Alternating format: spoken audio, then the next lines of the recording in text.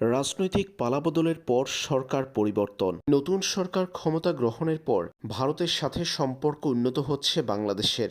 এমন অবস্থার চমৎকার প্রভাব পড়তে পারে ক্রিকেটেও। এদিকে বিসিসিআই জানিয়েছে বাংলাদেশ সফরে আসছে ভারত। সেপ্টেম্বরে পূর্ব নির্ধারিত সূচি অনুযায়ী বাংলাদেশ সফর করবে টিম ইন্ডিয়া। ক্রিকেটীয় সম্পর্কটাও যখন এভাবে উন্নতির দিকে এগোচ্ছে, তখন ভারত বাংলাদেশের দুই দেশের ভিসা পরিষেবা চালু হওয়ার পর মুস্তাফিজুর রহমানকে আবারও আইপিএলে ফেরানোর প্রস্তাব কলকাতা নাইট রাইডার্সের কোটি ভক্তের। এবার কেকেআর কারাবান নামক এক ভেরিফাইড টুইটার অ্যাকাউন্ট থেকে মুস্তাফিজুর রহমানকে আবারও আইপিএলে ফেরানোর জন্য বিসিসিআইয়ের কাছে আহ্বান জানানো হয়েছে।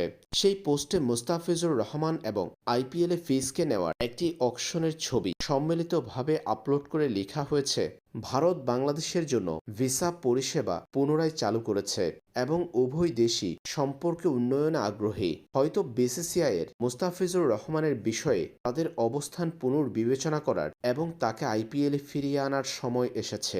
এদিকে মুস্তাফিজুর রহমানকে ফেরানোর বিষয়টি নতুন করে উঠে এসেছে বিশ্বকাপের মাঝপথে মাথিসা পাতিরানার ইনজুরির কারণে। যে মাথিসা পাতিরানাকে কেকেআর নিয়েছিল নিলাম থেকে। পাতিরানার ইনজুরি কলকাতাকে পেসার সংকটে ফেলেছে। এমন অবস্থায় ফিজকে পেলে সমস্যার সকল সমাধান পেত কেকেআর, এমনটাই মনে করছে কলকাতা ভক্তরা।